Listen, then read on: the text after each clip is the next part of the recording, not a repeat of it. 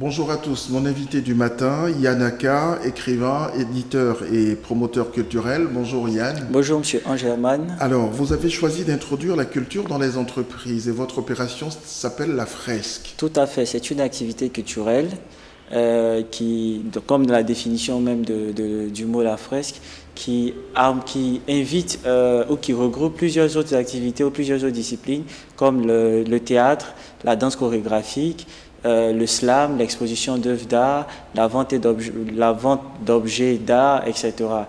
Il faut adapter aussi le marketing ou la communication à la culture.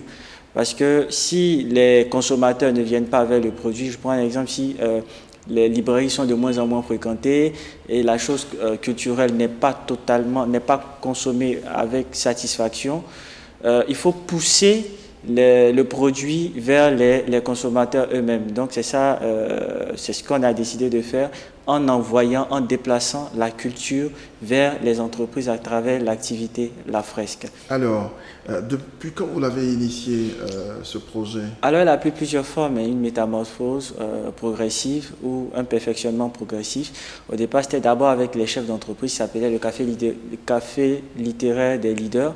Et au fur et à mesure, on a voulu l'étendre au personnel d'entreprise. Alors, on vient entre midi et 2, lors de la pause du personnel, et on leur fait un tout beau spectacle où il y a littérature, danse chorégraphique, pièces théâtrales, slam, prestation de plusieurs instruments de musique, etc. Où certains chefs d'entreprise décident exceptionnellement d'arrêter toute activité à partir de 14 h et de 15 h à 17 h, on leur fait ce spectacle-là, qui est très participatif et qui apporte satisfaction au personnel.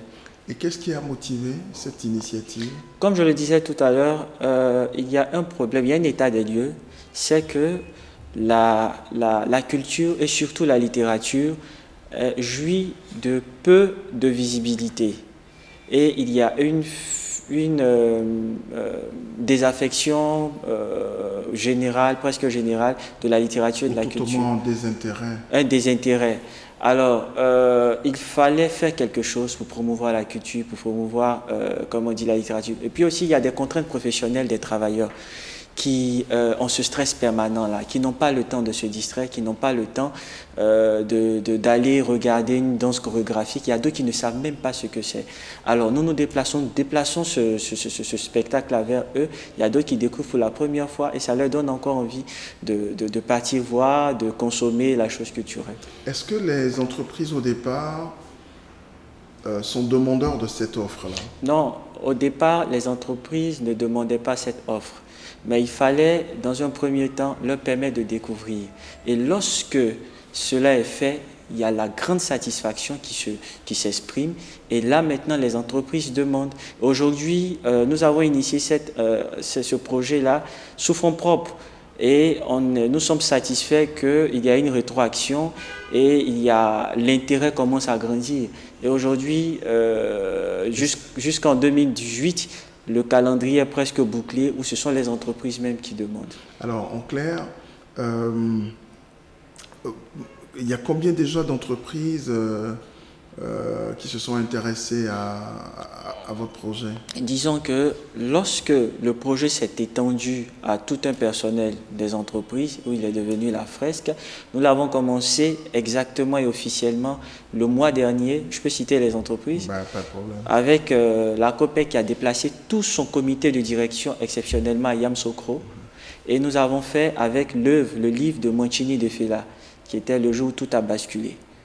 Ensuite, pour ce mois-là, le jeudi dernier, nous l'avons fait avec tout le personnel de l'AGEROUTE, le directeur général, adjoint y était et tout le comité de direction. Le mois prochain, en partenariat avec votre télé, votre chaîne, nous le ferons avec le OBNET, par exemple, et ainsi de suite. La liste est longue jusqu'en décembre. Très bien. Et donc, vous annonciez déjà indirectement la prochaine activité. La prochaine activité, tout à fait. Alors, donc, vous allez en faire une activité pérenne ou une activité saisonnière? Non, bien sûr que nous souhaitons la faire de manière permanente pour toujours permettre de découvrir cette activité-là, pour aussi permettre aux entreprises d'en profiter, pour permettre aussi aux artistes d'en vivre. Parce que la problématique, c'est l'intérêt ou bien la contribution de la culture dans la productivité de l'entreprise ou bien dans la motivation du personnel. Aujourd'hui, on attend, c'est-à-dire après ces événements-là, nous sommes heureux d'entendre du personnel ou même des dirigeants des paroles encourageantes et réconfortantes qui disent même, eux-mêmes, ils emploient des expressions comme cette activité réconcilie l'art avec les travailleurs. Ils disent aussi que si nous n'avons pas de repères, aujourd'hui ne nous étonnons pas, c'est parce que tout simplement l'art a foutu le camp ou la culture a foutu le camp de la société. Alors cette activité vient réconcilier le travailleur avec l'art. Et je termine en disant aussi que, par exemple à l'Ageroute, le DRH qui disait que ils sont de manière constante et permanente en train de parler de techniques, de routes, etc. Mais parler de littérature, culture, théâtre, danse, un peu de musique, c'est vraiment un soulagement pour eux, sous la pression, parce qu'ils sont toujours sous la pression, ils travaillent avec beaucoup de stress et c'est une activité qui leur a fait beaucoup de bien. Et c'est encourageant pour nous les promoteurs. Je vous souhaite bonne chance. Merci, M. Angerman. Merci. Et bonne journée. Merci de m'avoir reçu.